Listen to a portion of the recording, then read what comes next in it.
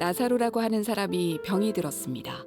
나사로는 마리아와 마리아의 언니 마르다와 함께 베단이라는 마을 사람이었습니다.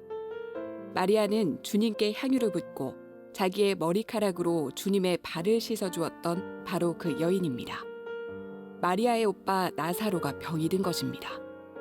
나사로의 여동생 마리아와 마르다는 예수님께 사람을 보내 주님께서 사랑하시는 이가 병이 들었습니다. 라고 전했습니다.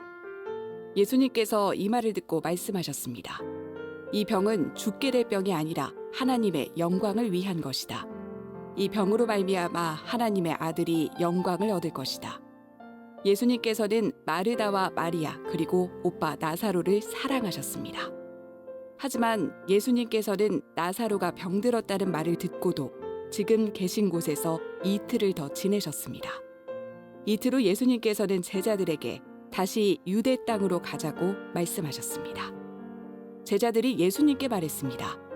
하지만 선생님, 방금 전에 유대인들이 주님을 돌로 쳐 죽이려고 하였는데 다시 그곳으로 가려고 하십니까? 예수님께서 대답하셨습니다. 하루 중 낮이 12시간이나 되지 않느냐?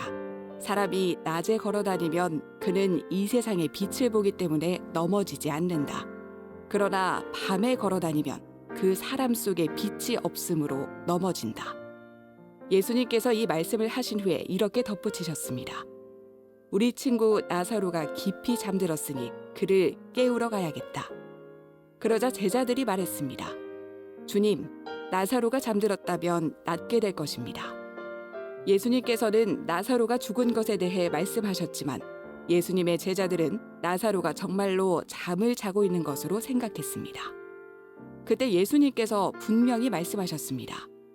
나사로가 죽었다. 하지만 너희를 위해서는 내가 거기에 있지 않았던 것이 기쁘다. 이것은 너희들이 믿을 수 있도록 하기 위함이다. 그러나 이제 나사로에게 가자. 그때 디두모라는 별명을 가진 도마가 다른 제자들에게 우리도 주님과 함께 죽으러 가자고 말했습니다. 주께서 주시는 말씀 믿음 고백하고 함께 받을게요. 제가 먼저 고백하겠습니다. 하나님은 나를 사랑하십니다. 나는 그 사랑 안에 있습니다. 하나님은 오늘 나에게 말씀하실 것입니다. 그 말씀에 능력이 있습니다. 그 말씀에 생명이 있습니다. 나의 마음을 하나님께 열겠습니다. 나의 생각을 예수님께 집중하겠습니다. 들은 만큼 변합니다. 들은 만큼 행복해집니다.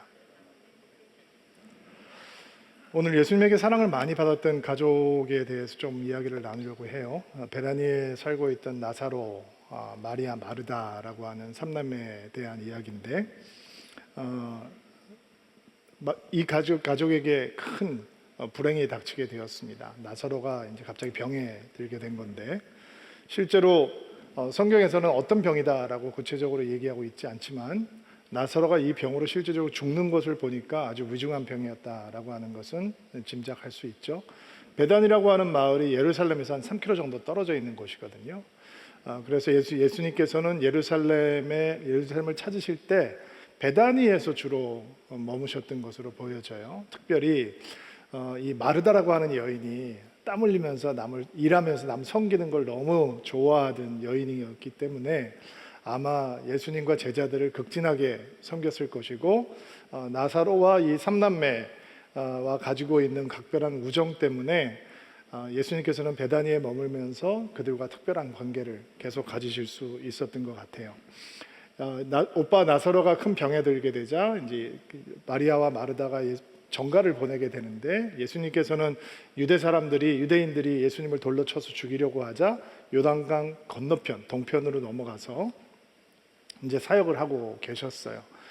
그러니까 멀리 갈릴리에 계신 것도 아니고 전가를 받고 쉽게 달려올 수 있는 거리에 예수님께서 계셨어요. 그래서 예수님에게 도움을 요청을 한 거죠. 그런데 금방 안 오시는 거예요, 예수님이.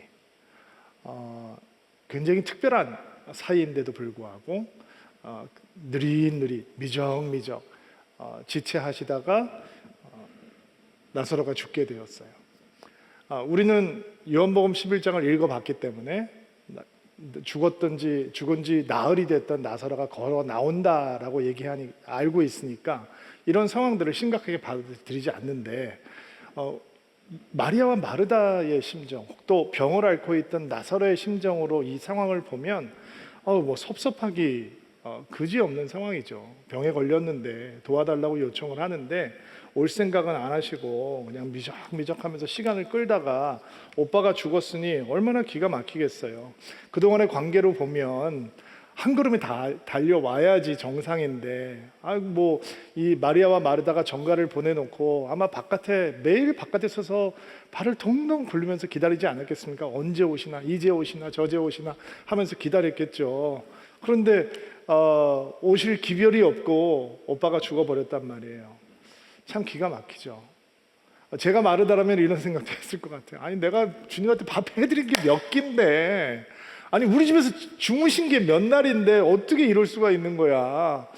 마리아라면, 아니 다른 사람들 예수님 설교 들으면서 꾸벅꾸벅 좋을 때 난 무릎에 앉아가지고 그냥 이렇게 보면서 설교 그렇게 은혜스럽게 드렸으면 그래도 예수님 우리한테 이러면 안 되는 거지, 우리가 그럴 사이가 아닌데 아니 도와주세요라고 했으면 빨리 오셔야지. 예수님이 남한테도, 생면부지한 남한테도 그런 분이 아니셨거든요. 백부장 로마 군인이 와서 자기 부인이 아프다, 뭐 자기 아들이 아프다 한 얘기도 아니에요. 종이 아픈, 노예가 아픈다 그러는데 예수님께서 같이 가주겠다고 말씀하시잖아요. 예수님 그런 주님이시잖아요. 38년 된 병자는 베데스다에 누워 있는데 도움을 요청한 것도 아니고 예수님께서 찾아가셔서 그를 고쳐주셨고, 사람들이 그렇게 기분 나빠하면서 거쳐가지 않으려고 하는 사마리아 땅에 누구 때문에 들어가신 거예요? 그 수가성에 살고 있는 바로 그 여인. 남편이 5이나 있었고 지금은 남편 아닌 사람을 의지해서 살 수밖에 없는 그 기구한 인생 한 사람을 위해서 사마리아 땅으로 들어가셨잖아요. 근데 이렇게 특별한 사이인데, 각별한 사이인데 왜 정작 마르다와 마리아는 이렇게 홀대를 하고 계시는 걸까? 정말 이해가 안 돼요. 그런데 3절 말씀을 잠깐 보세요. 마르다와 마리아가 예수님에게 도움을 청하면서 뭐라고 얘기를 하고 있냐면, 읽어볼게요. 나사렛의 여동생 마리아와 마르다는 예수님께 사람을 보내 주님께서 사랑하시는 이가 병에 들었습니다 라고 전했습니다. 주님께서 사랑하시는 이가 병들었다, 사랑하시는 이라고 부르고 있잖아요. 근데 왜 안 와요? 불렀는데. 이 2번 사랑받아간 집안 거덜나는 거예요 지금. 아니 사랑하는데 이렇게 무관심할 수 있는 건가? 이렇게 홀대할 수 있는 건가? 막 섭섭하고 원망스러운 마음이 가득했을 거예요. 왜 다른 사람에게는 기도 다 들어 응답해 주시는 것 같은데 마르다와 마리아의 요구는 이렇게 응답이 늦은 건가? 절박한데 주님은 왜 반응이 없으신 건가? 왜 침묵하시는가? 여러분 이런 마음 느껴보셨죠? 신앙생활하면서 하나님 앞에서 이런 마음 한 번이라도 안 느껴본 사람이 과연 누가 있겠어요? 나는 절박한데, 절실한데, 기도하는데, 부르짖는데 왜 하나님 제 답이 없는 거야? 반응이 없으셔? 뭐 이건 뭐지? 이런 생각이 들 때가 간혹 있잖아요. 산산이 부서진 이름이요, 허공에 헤어진 이름이요, 불러도 대답 없는 이름이요, 부르다 내가 죽을 이름이요. 하나님 아무리 불러도 대답이 없네. 침묵하셔요. 시편에 이런 성도들의 마음이 넘쳐나잖아요. 하나님 왜 얼굴을 돌리십니까? 왜 잠잠하십니까? 왜 도대체 가만히 계시는 겁니까? 하나님 왜 그렇게 멀리 있습니까? 내가 눈물로 밥을 먹고 내 눈물이 이 사발에 가득한 마실 물이 되었습니다. 이런 이 절박한 성도들의 외침이 시편에 가득하잖아요. 느껴보셨죠? 17세기에 포르투갈 예수의 신부들이 일본에 선교사로 들어가는데, 그 당시 뭐 일본이라고 하는 땅이 선교사들에게 엄청나게 위험한 박해지니까 사람들이 이 선교사가 보는 앞에서 믿음을 배교하라라고 하는 강요를 받고 배교하지 않는 사람들은 아주 혹독한 잔인한 고문을 받으면서 죽어가는 모습이 그 소설에 등장을 해요. 침묵이라고 하는 소설이 있는데 2016년에는 사일런스라고 하는 제목으로 영화가 되기도 했어요. 그 예수의 신부들의 그 선교의 여정을 담은 소설인데, 이 소설에 보면 선교사들이 순교 당하는 성도들을 보면서 이런 기도를 해요. 하나님, 저들을 좀 도와주십시오. 저들을 구원해 주십시오. 능력을 베풀어 주십시오. 근데 하나님께서 도와주시지 않아요. 그들이 막 잔인한 방법으로 비참하게 죽어가요. 그러니까 선교사가 막 갈등하고 고뇌하면서 하나님을 향해서 외치는 거예요. 하나님 왜 침묵하십니까? 왜 우리 기도 안 들으십니까? 뭐 신앙생활 한다면 우리도 간혹 느끼게 되는 그런 마음이죠. 주님이 우리를 사랑한다라고 하면서 나사로를 사랑하셨던 것처럼 우리에게 거칠게 다가오는 불행, 안 막아주시는 것을 이해를 하지 못해요.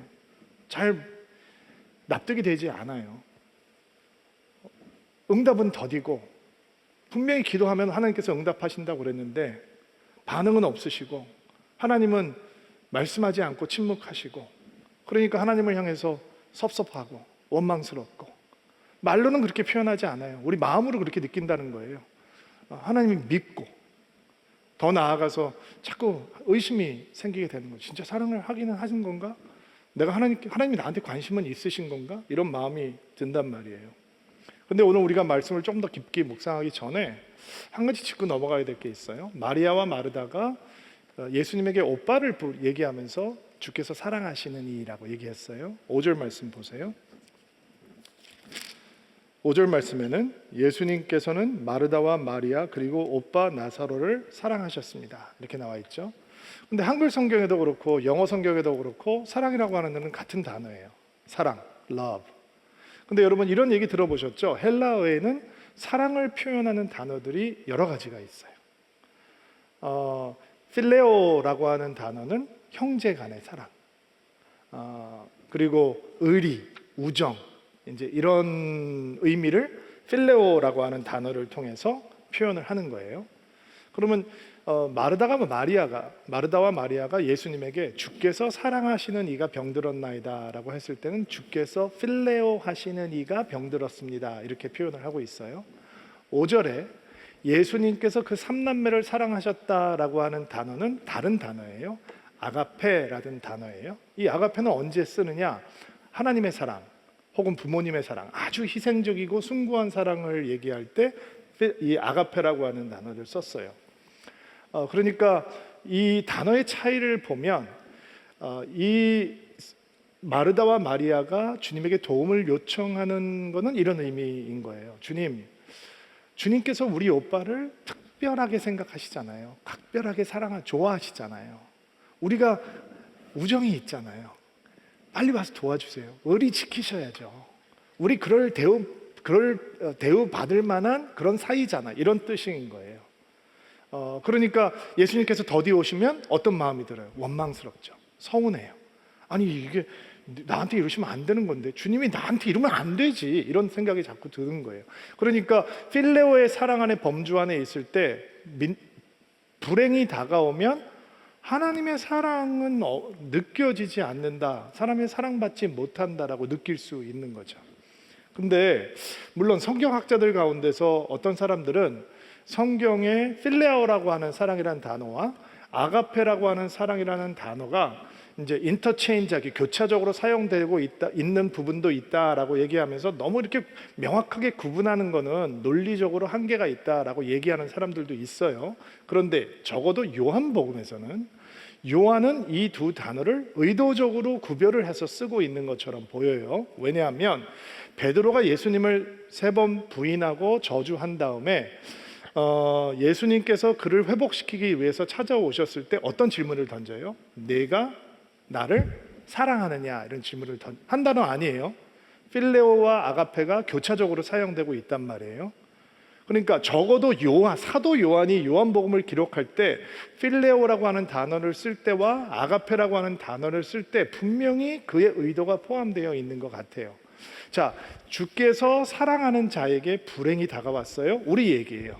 우리가 하나님으로부터 사랑을 받고 있는데 불행이 다가왔어요. 근데 우리가 이해하고 있는 하나님의 사랑의 범주가 필레오라면 하나님 나에게 이러시면 안 되지, 이런 생각이 드는 거예요. 근데 아가페라고 한다면 우리에게 어떤 고난이 다가오고 어떤 불행이 다가와도 우리는 하나님한테 삐지지 않을 수 있다는 거예요. 섭한 마음이 안 생길 수 있다는 거예요. 오늘 우리가 그것을 짚고 오늘 본문을 묵상하는 게 너무너무 중요해요. 왜냐하면 예수님께서는 지금 일부러 시간을 지체하시고 뭔가 특별한 일들을 제자들에게 그리고 이 삼남매에게 보여주시고 가르치시기를 원하는 거기 때문에 지금 일어나고 있는 일이 필레오의 범주에서 일어나는 일이 아니라 그것으로 이해할 수 없는 아가페라고 하는 렌즈를 통해서만 이해하고 배울 수 있는 특별한 일이 벌어지고 있구나라고 하는 것을 짚고 넘어가야 돼요. 또 하나 3절과 4절 말씀 다시 한번 볼게요. 4절 말씀 볼게요. 예수님께서 이 말을 듣고 말씀하셨습니다. 아프다는 말씀을 듣고 이 병은 죽게 될 병이 아니라 하나님의 영광을 위한 것이다. 이 병으로 말미암아 하나님의 아들이 영광을 얻을 것이다. 주께서는 이 병이 죽을 병이 아니다라고 말씀하셨어요. 근데 죽잖아요. 이건 뭐야? 이게 무슨 궤변이야? 이런 생각이 들 수 있는데 우리가 또 하나 확인하고 넘어가야 되는 사실은 지금 나사로가 병에 걸렸는데 나사로에게도 마리아에게도 그리고 마르다에게도 이거는 너무너무 감당할 수 없는 무거운 큰 짐이란 말이에요. 큰일 났다. 근데 예수님께서 뭐라고 말씀하세요? 큰일 난 거 아닌데, 죽을 병 아니야. 너희들에게는 이 무게가 감당하기 너무 힘들지 모르지만 이거 별거 아니야. 이게 결국 죽음으로 인도하는 게 아니야 라고 말씀하시는 거예요. 그러니까 우리가 이런 말씀 앞에서 이거는 앞뒤가 안 맞는다. 근데 주님께서 죽지 않는다고 그러는데 나사로가 죽어버렸는데 이건 도대체 어떻게 해석해야 되는 거지? 주의 사랑을 받는 우리가 우리에게 다가오는 어떤 불행도 어떤 고난도 어떤 고통도 어떤 어려움도 아픔도 주님께서는 감당하실 수 있다라는 의미예요. 주님께서는 그것을 감당하실 수 있는 능력도 있으시고, 아멘으로 받으세요. 그것을 해결하기 원하시는 사랑도 가지고 계신다라는 거예요. 그러니까 사람들은 지금 죽겠다고 난리인데 큰일 났다고 하지만 예수님께서는 이거 큰일 아니야, 내가 감당할 수 있는 일이야 라고 말씀을 하고 계시는 거예요. 죽을 병이 아니다 라고 말씀을 하고 있는 거예요. 그렇다면 주의 사랑받는 자들에게 갑작스럽게 다가오는 불행, 고통, 고난, 이것을 통해서 하나님께서는 무엇을 하시기 원하는가? 저는 하나님께서는 우리 안에 흔적을 남기시기 원한다라는 것으로 오늘 묵상을 좀 진행해 보려고 해요. 자, 우리가 주님 앞에 사랑을 받는 자입니다. 아멘이죠? 그런데 우리가 원하지 않게 예기치 못한 불행이 다가올 수 있어요. 깨어진 세상에서 살고 있으니까, 망가진 세상에서 망가진 사람들과 신음하는 세상 속에서 살아가다 보면 원하지 않지만 고통도 만나게 되고 고난 속으로 떨어지게 되고 불행도 당하게 된단 말이에요. 근데 그 가운데서 과연 하나님께서는 우리에게 무엇을 가르쳐 주시기 원하시고 무엇을 남기기 원하시는가? 흔적을 남기기 원하신다는 거예요. 흔적이 뭐예요? 기억할 수 있는 거잖아요. 여러분 몸에 어떤 상처가 있다. 그러면 그 상처가 난 사건을 기억할 수 있는 거잖아요. 고통이 지나갈 때 믿음이 없으면 어떤 흔적이 남느냐? 상처가 남고 한이 남고 분노가 남고 섭섭함이 남겠죠. 근데 고난과 불행이 다가올 때 우리는 믿음을 가지고 있기 때문에 믿음이 흔적을 남겨놓으면 다음 우리가 만나게 될 불행이나 고난의 무게는 버겁지 않단 말이에요. 왜냐하면 경험하니까, 하나님께서 이거 하신다라고 할 수 있으니까.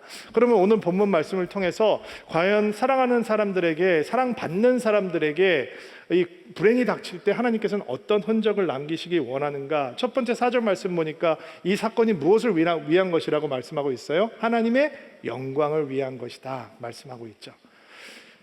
여러분, 나사로가 무덤에 들어가서 4일이 지났는데 예수님께서 나오라 그러면 이렇게 수의를 입고 걸어 나와요. 그럼 누가 영광 받는 거예요? 와, 저 나사로 대단하네. 아니 어떻게 저렇게 벌떡 일어나서 나올까? 라고 하는 거 아니잖아요. 예수님이 영광을 받으시는 거잖아요. 그러니까 믿는 자들에게, 하나님의 사랑을 받는 자들에게 아가페 범주에서 그 고난을 바라보게 되면, 불행을 바라보게 되면 그것은 어디로 인도하고 무엇을 드러내느냐? 주의 영광으로 인도하고 결국 주의 영광만이 남게 된다라는 거예요. 얼마 전에 여의도 순복음교회 조윤기 목사님이 소천을 하셨어요. 그렇죠? 대단한 분이죠. 한국 교회 부흥의 역사와 또 성령 운동을 그분 없이 감히 언급할 수 없을 정도로 참 대단한 일을 하나님을 위해서 하고 사셨던 분이에요.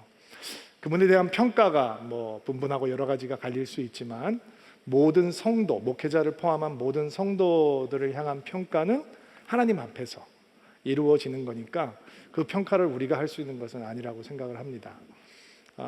조 목사님께서 예전에 제가 온누리교회에 있을 때 온누리교회 와서 설교하셨던 분이 제가 여러 번 들었던 설교인데 기억이 나요. 여러분 그분이 굉장히 몸이 연약하신 분이라는 거 혹시 아세요?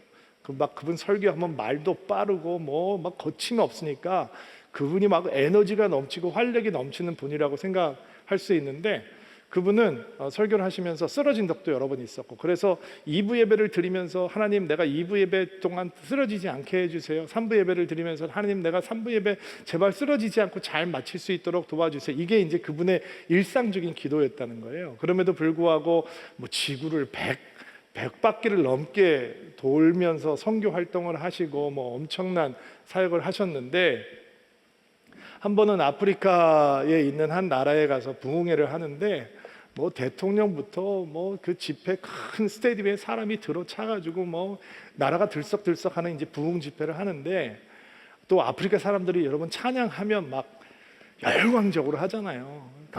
무대 위에 앉아 있는데 막 찬양을 하고 막 하는데 와 오늘 하나님 역사하시겠구나 이런 마음이 드시더라는 거예요. 근데 갑자기 심장 발작이 와가지고 심장이 막 뛰기 시작하는데 하늘이 노래지고 식은땀이 나고 저혈당이 와가지고 힘이 쏙 빠지고 다리가 후들거려서 그냥 앉아 있는 자리에서 강대상 앞으로 나가기도 못할 만큼 그런 심각한 상황이 된 거예요.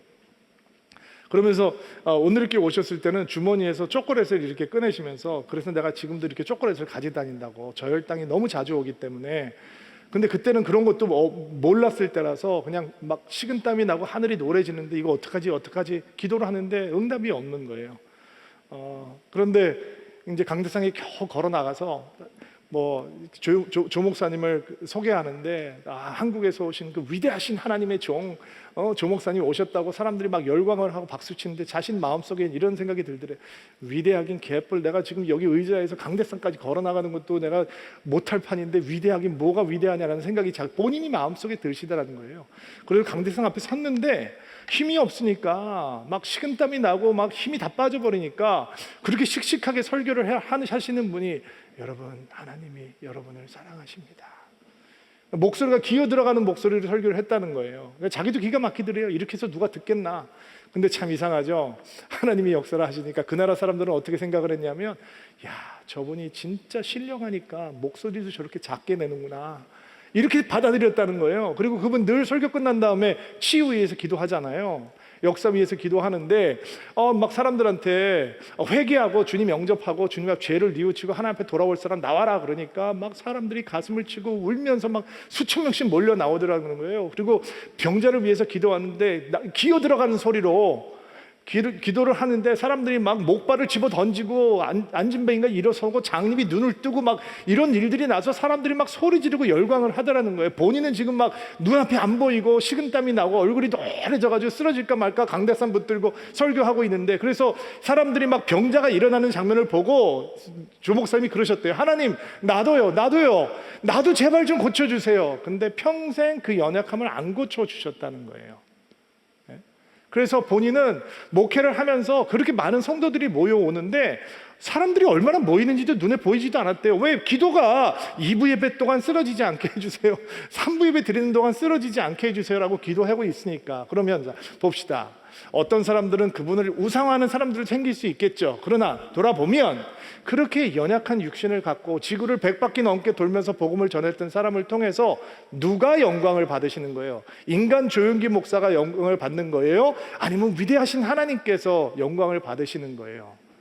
이렇게 생각할 수도 있잖아요. 나 주님을 위해서 목숨 걸었는데 나 왜 이렇게 몸이 아픈 거야? 내가 왜 이렇게 불행한 거야? 나는 왜 예배를 제대로 끝나게 해달라고 기도해야 되는 그런 불행한 인생인 거야? 라고 생각할 수도 있잖아요.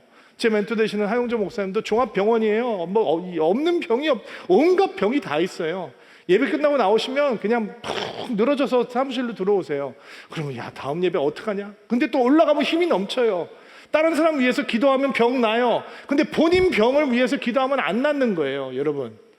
근데 조 목사님도 그러시고 하 목사님도 그러시고 그 연약함이 주의 복음을 증거하는데 전혀 걸림돌이 되지 않았어요. 그러면 조 목사님이 위대하신 겁니까? 하 목사님이 깡이 있는 겁니까? 아닙니다. 그 연약함 가운데, 그 연약함의 끝에 그분들이 가지고 있었던, 인간의 눈으로 보면 불행으로 비춰지는 그 연약함 끝에 주의 영광이라고 하는 흔적이 남는 겁니다. 여러분에게 불행 다가옵니다. 근데 믿음이 없으면 화가 남습니다. 분노가 남아요. 상처가 남아요. 그래서 가까이 하기 힘든 사람들이 되는 겁니다. 근데 믿음이 있으면, 우리가 주님을 바라보는 아가페 사랑의 범주 안에서 우리의 불행을 바라보면, 우리는 눈에 보이지 않고 마음에 느껴지지 않고 손에 잡히지 않아도 하나님의 영광이 다가오고 있다라고 하는 것을 확신할 수 있습니다. 믿는 축복이 있게 되기를 바랍니다. 두 번째 증거는 무엇이냐? 하나님께서 남기시기 원하는 흔적은 무엇이냐? 7절부터 11절 말씀인데요. 읽어볼게요. 이틀 후 예수님께서는 제자들에게 다시 유대 땅으로 가자고 말씀하셨습니다. 제자들이 예수님께 말했습니다. 하지만 선생님, 방금 전까지 유대인들이 주님을 돌로 쳐 죽이려고 하였는데 다시 그곳으로 가시려고 하십니까? 예수님께서 대답하셨습니다. 하루 중 낮이 12시간이나 되지 않느냐? 사람이 낮에 걸어다니면 그는 이 세상의 빛을 보기 때문에 넘어지지 않는다. 그러나 밤에 걸어다니면 그 사람 속에 빛이 없으므로 넘어진다. 예수님께서 이 말씀을 하신 후 이렇게 덧붙이셨습니다. 우리 친구 나사로가 깊이 잠들었으니 그를 깨우러 가야 되겠다. 지금 제자들이 유대 땅으로 다시 돌아가자라고 하는 말씀에 깜짝 놀랐어요. 방금 전까지 유대인들이 돌로 쳐서 죽이려고 했으니까. 그래서 지금 요단강 건너편에 와 있는 거니까. 근데 예수님께서 왜 그를 죽이려고 하는 사람들이 득실거리는 유대 땅으로 돌아가자라고 하시느냐? 우리의 친구 나사로가 깊이 잠이 들었으니 그를 깨우러 가야 되겠다라는 거예요. 자, 어떤 흔적이 불행을 만난 사랑받는 사람들에게 남아야 되느냐? 이런 확신이에요. 주님은 절대로 나를 포기하지 않으신다. 주님은 절대로 나를 잊지 않으신다. 불행의 가장 깊은 곳에, 불행의 가장 어두운 곳에 내 주님은 반드시 나를 찾아오신다. 이런 확신이에요. 그게 남아야 돼요. 성경을 읽어보면 우리를 당황스럽게 하는 그런 상황들을 가끔 보잖아요. 욥의 이야기가 특별히 그렇죠. 그 하나님을 순전하게 믿는 욥에게 막 엄청난 고난과 고통이 불행이 다가왔어요. 근데 성경을 읽을 때 축복은 빨리 뒤를 보면 돼요. 예? 빨리 뒤를 보면 하나님께서 그 욥을 2배로 축복하시는 것을 볼 수 있단 말이에요. 그러니까 무릎을 탁 치면서 그러면 그렇지, 하나님께서 그렇게 욥을 그렇게 놔두실 하나님이 아니시지, 그리고 안심할 수 있어요. 근데 인생에는 패스트 포워드 버튼이 없어요. 이게 무슨 얘기냐? 불행이 다가오면 빨리 건너뛸 수가 없다는 거예요. 결말로 다 견뎌야 되고, 다 느껴야 되고, 다 받아내야 돼요. 그래서 이 흔적이 중요해요. 주님은 나를 절대로 잊지 않으시고 절대로 포기하지 않으시고, 나의 불행의 가장 깊은 곳, 여기를 봐도 소망이 없고 저기를 봐도 소망이 없는 바로 그곳으로 찾아오신다라고 하는 확신이 우리 안에 흔적으로 남아야 돼요. 신앙을 지키기 위해서 모진 고문을 받으면서 순교하면서 죽어가고 있는 그 성도들을 바라보며 기도하고 있던 예수의 사제가 하나님 앞에 당신은 왜 침묵합니까? 왜 도와주지 않습니까? 외치는데 주님의 음성이 들려와요. 나는 침묵하고 있는 것이 아니라 고통을 함께 나누고 있는 것이다. 놀라운 위로죠. 그럼 목사님, 하나님이 전능하신데 고통을 피하게 해주시면 되잖아요. 불행을 비껴가시게 하면 되는 거잖아요. 제가 설명드렸잖아요, 여러분. 망가진 세상에서, 망가진 사람들과 신음하는 세상에서 살아가고 있는 우리가 어떻게 고통을 피해갈 수 있겠어요? 고통을 피해갈 수 있는 건 주님의 나라가 우리 가운데 온전히 임해오면 그때는 고통이 없는 세상이 되겠죠. 그러니까 흔적이 중요하단 말이에요. 주님은 나를 절대로 포기하지 않으시며 절대로 잊지 않으시며, 가장 신음소리가 짙어지는 깊은 곳으로 주님은 나를 반드시 찾아오신다라고 하는 흔적이 남아야 하는 거예요. 세 번째, 14절부터 15절 말씀 볼게요. 또 하나님께서 어떤 흔적을 남기시기 원하는가? 14절 말씀 읽을게요. 그때 예수님께서 분명히 말씀하셨습니다. 나사로가 죽었다. 하지만 너희를 위해서는 내가 거기에 있지 않았던 것이 기쁘다. 이것은 너희들이 믿을 수 있도록 하기 위함이다. 그러나 이제 나사로에게 가자.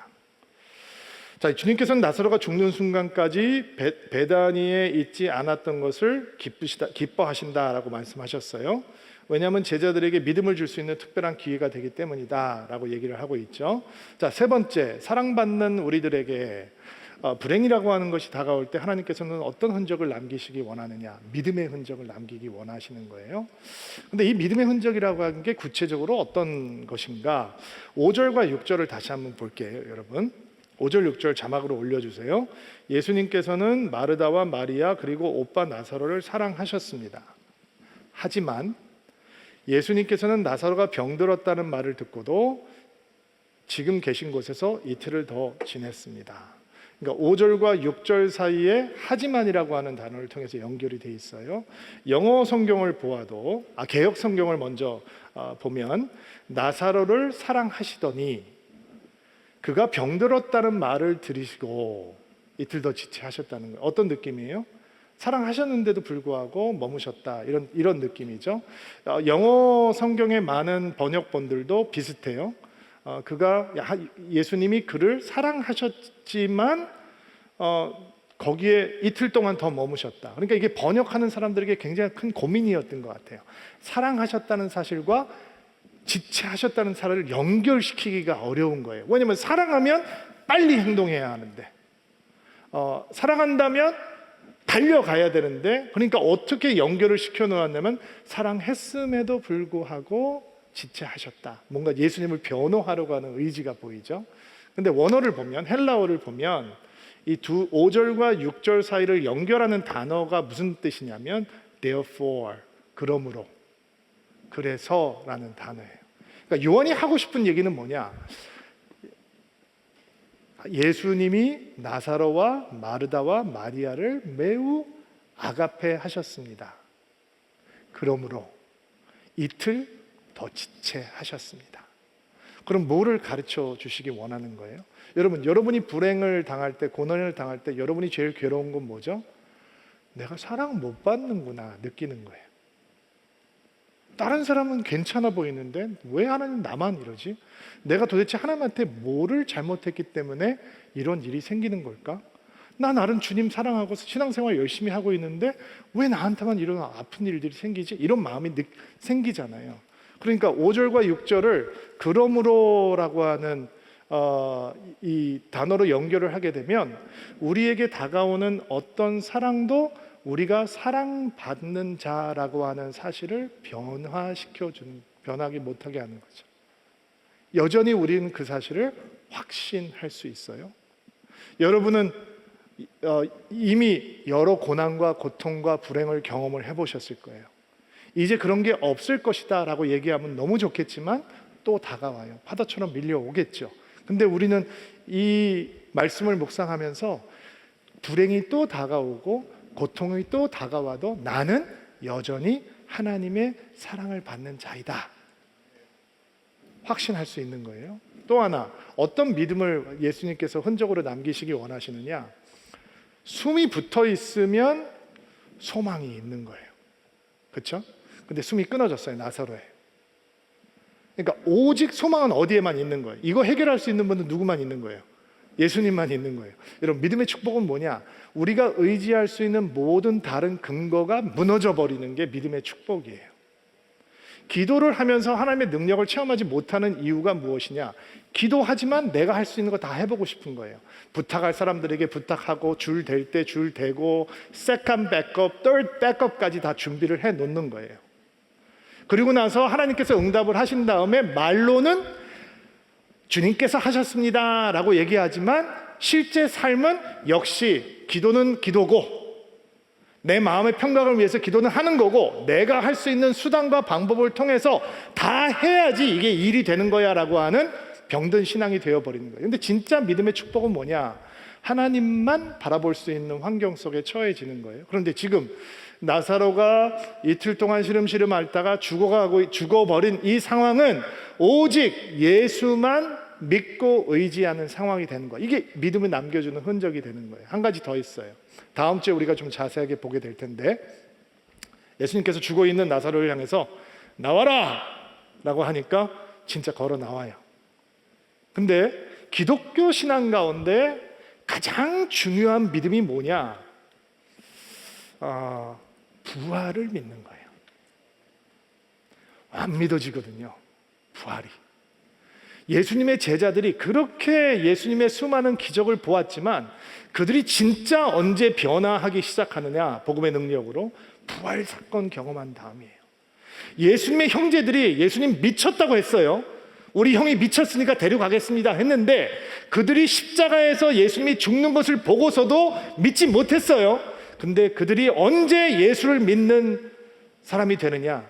예수님의 부활을 목격한 다음에 믿기 시작하는 거예요. 지금 나사로가 죽었어요. 거기서만 배울 수 있는 믿음이 뭐냐? 믿으면 복 받는다, 믿으면 돈 번다, 믿으면 건강하다, 이런 기복신앙 아니에요. 여기서 배울 수 있는 유일한 신앙은 죽은 자를 살리시는 하나님이 계시다라는 의미예요.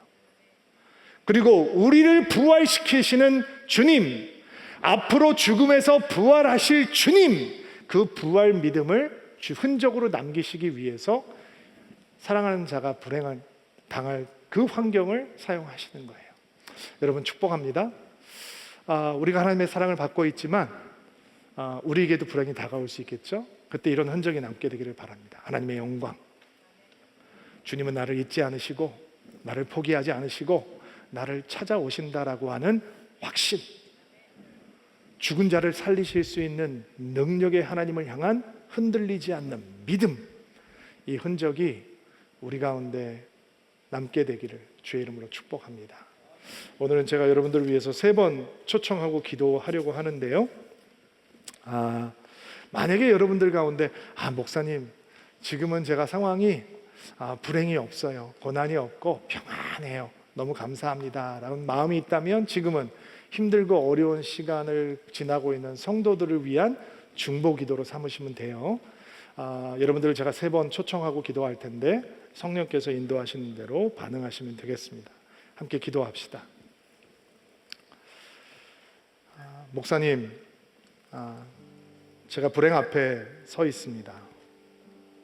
나의 불행과 고난이 나에게 상처가 되고 분노를 불러옵니다. 숨이 막히고 답답하고 응답하지 않는 하나님 앞에 나의 기도는 힘을 잃어갑니다. 근데 오늘 말씀을 아멘으로 받고 나의 불행과 고난 속에 하나님의 영광, 주님의 영광이 흔적이 남게 되기를 간절히 소망합니다. 기도하기 원하는 분들은 가슴에 손을 얹고 안수하시기 바랍니다. 하나님, 왜 다른 사람의 기도는 그렇게 잘 응답해 주시면서 나의 부르짖음에는 그렇게 하나님께서 침묵하시는지 때때로 하나님을 향해 원망하는 마음이 들기도 하고 섭섭한 마음이 들 때도 있었습니다. 삶에서 고난과 고통을 피해갈 수 없지만 왜 고생이 끝나고 나면 한이 생기고 분노가 남고 상처가 남는지 답답합니다. 근데 오늘 말씀을 믿음으로 받습니다. 우리의 불행의 현장이 주님의 영광의 흔적이 남는 자리가 되게 하옵소서. 사람들이 우리의 불행을 보고 너 예수 믿어도 소용없어, 교회 다녀봤자 아무 소용없는 거야, 조롱하고 비웃는데 가슴이 아픕니다. 그러나 오늘 우리의 불행의 현장에 주의 영광을 드러내기 원하시고 주님의 영광을 흔적으로 남기시기 원하는 주님의 은혜를 바라봅니다. 붙듭니다. 그 흔적을 우리 가운데 두시옵소서. 손 내리시고요. 2번째 초청입니다. 불행의 한가운데서 우리는 주님은 절대로 우리를 포기하지 않으시고 절대로 우리를 잊지 않으시고 나를 괴롭게 하는 가장 어두운 곳, 숨막히게 하는 가장 괴로운 곳, 그곳으로 찾아오시는 분이라는 확신, 그 확신의 흔적을 우리에게 남겨주시기 원합니다. 목사님, 저에게는 그것이 필요합니다. 그런 주님에 대한 확신의 흔적을 내 마음속에, 나의 인생 가운데 품고 싶습니다. 소망하는 분들마다 가슴에 손을 얹고 안수하시기 바랍니다. 하나님, 사방을 쳐다봅니다. 다 막혀 있습니다. 숨을 쉴 수 없을 정도로 답답하고 고통스러운 환경을 만날 때가 있습니다. 너무 어두워서 두렵고 너무 캄캄해서 어디로 가야 할지 방향을 잃어버렸습니다. 분명히 성경은 주께서 우리를 도우시는 분이라고 하시는데 주님의 도움을 언제 받았는지 기억이 가물거립니다. 하지만 오늘 말씀을 아멘으로 받습니다. 절대 우리를 포기하지 않으시는 주님, 절대 우리를 잊지 않으시는 주님, 내가 가장 신음하고 나에게 가장 어둡고 괴로운 곳으로 찾아오시는 주님, 그분이 우리의 주님이라는 마음의 확신이 우리 가운데 흔적으로 남을 수 있도록 도와주옵소서. 그 주님 체험할 수 있도록 도와주옵소서. 맛볼 수 있도록 도와주옵소서. 손 내리시고요. 세 번째 초청입니다. 불행을 만난 하나님의 사랑을 받는 믿음의 사람들에게 진정한 믿음의 흔적이 남게 되기를 원합니다. 목사님, 불행 속에서도 나는 사랑받고 있다는 사실을 의심하지 않는 믿음, 모든 소망의 끈이 끊어졌지만 눈에 보이는 거 없고 손에 잡히는 거 없고 마음에 느껴지는 건 없지만 오직 주님만 믿고 바라겠다는 믿음, 죽은 자를 살리시고 죽은 것을 부활하게 하시는 예수 그리스도의 능력을 향한 믿음, 그 믿음을 갖는 흔적을 갖기를 간절히 원합니다. 소망하는 분들마다 가슴에 손을 얹고 안수하시기 바랍니다. 하나님, 주의 사랑을 의심한 적이 있는 것을 회개합니다. 편안하고 잘 먹고 잘 살면 주님의 사랑을 받는 것이라고 착각했던 것도 가슴을 치며 통회하며 회개합니다. 인생의 불행의 파도를 맞으면서도, 고난의 파도를 맞으면서도, 고통을 당하면서도 우리는 여전히 하나님의 아가페를 받는 자라는 믿음을 갖게 하시고, 모든 소망의 끈이 끊어지고 의지할 것이 다 사라졌을 때 인생이 끝난 것이 아니라 진짜 믿음이 우리에게 있다는 것을 확신하게 하시고, 죽음을 이기시는 주님의 능력이 우리를 죽은 자 가운데서 일으켜 세우실 것이며, 주님의 부활하신 놀라운 영광이 우리의 믿음을 대상이 된다라고 하는 것을 확신할 수 있는 그 믿음이 흔적으로 우리 가운데 남을 수 있도록 주여 축복하여 주옵소서. 오늘도 말씀을 받는 주의 성도들에게 주께서 위로가 되시며 주께서 산성이 되시며 주께서 뿌리 되어 주옵소서. 예수님의 이름으로 기도하옵나이다. 아멘.